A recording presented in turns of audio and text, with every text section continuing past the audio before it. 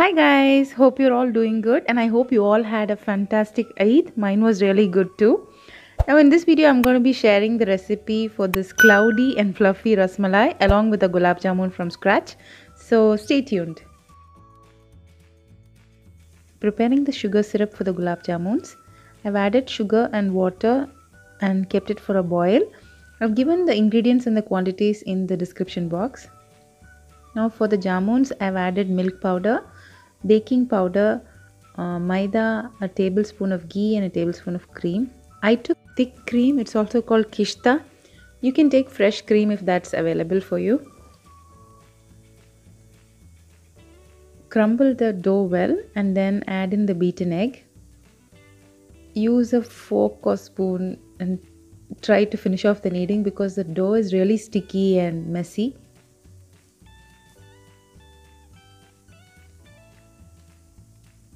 Once it all comes together, cover it and let it rest for 5 minutes. I've added a couple of cardamoms to the syrup. Now in 5 minutes you can see that it is soaked up and gotten a bit dry. You can add a touch of water, maybe a teaspoon to the maximum. When you try to make a ball against a flat surface, it should not crumble. That is the consistency. I was making mini jamuns. You can choose the size of your jamuns. Now hold the dough tight and make it into balls. It's okay if they are not exactly spherical. They'll double in size and become a round uniform jamun because of all the baking powder. Now heat up some oil or ghee if you prefer to fry the jamuns. Maintain the temperature at low and drop in the jamun softly. Use the spoon as sparingly as you can. It will take about 5 minutes. If your jamuns are bigger, it will take about 7 minutes in a low flame. Strain them and then drop them in hot sugar syrup. See, the jamuns are all uniform and round despite of the irregular shapes that I dropped them in. You can reheat the sugar syrup if it's cooled down. And after it's soaked up for 2 or 3 hours, your gulab jamuns are ready. They were yummy. They were much better than any ready mix pack that I've used. Now for the rasmalai, I'm using a liter of milk here. You need to boil the milk. For any milk-based desserts, make sure that the milk doesn't burn at the bottom. For that, you need to add a bit of water before adding the milk or add maybe a tablespoon of sugar before adding the milk. Now for the rasmalais again, I've taken a cup of milk powder. Make sure the milk powder is full fat. And I've added in a tablespoon of plain flour, a teaspoon of baking powder and a teaspoon of icing sugar. If you don't have icing sugar, you can skip that, no problem. Knead it into a soft dough with a beaten egg. Now unlike gulab jamuns, you need to work faster with the rasmalais. You shouldn't let the dough rest. Make pedas or the flat disc shaped, the shape that you prefer. There is no oil in the recipe, but I used just a bit to keep it from sticking in my hands.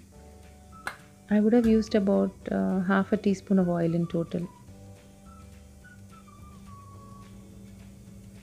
I cut it up into 16 uniform pieces.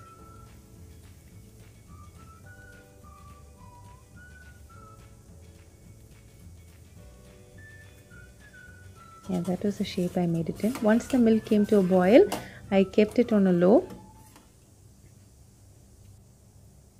When you're making them flat, make sure that the center is not bulkier because then you'll have an uncooked middle portion. You can see this is the last rasmalai I made. You can see the cracks there. This is where you need to be a bit faster in making these pedas. Now my milk is ready. I reduced the temperature and dropped in the rasmalais one by one. In a couple of minutes, you can see they would have risen to the surface. Use the back of a spoon and gently turn them over.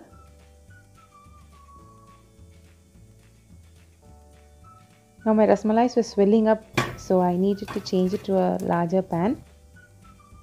Now at the end of 10 minutes, turn them over once again.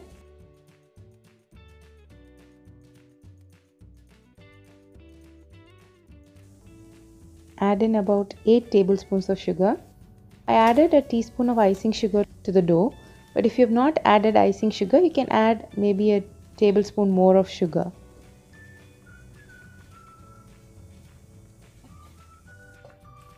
Strain the rasmalais out and keep them aside.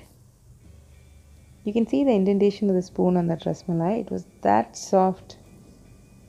Now I've added half a teaspoon of plain flour with 2 tablespoons of cream, and I'm mixing it with water. I'll be adding this to the milk just to give it a thicker consistency. I've not added corn flour because corn flour gives a gloopy texture. It's better to add plain flour here. Just cook it for a couple more minutes. Remove the cardamoms, or it's up to you.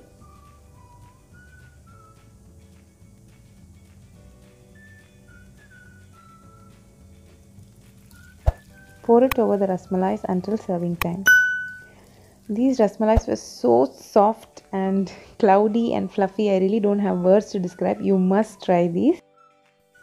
We had this for our 8th breakfast along with other yummy goodies, of course.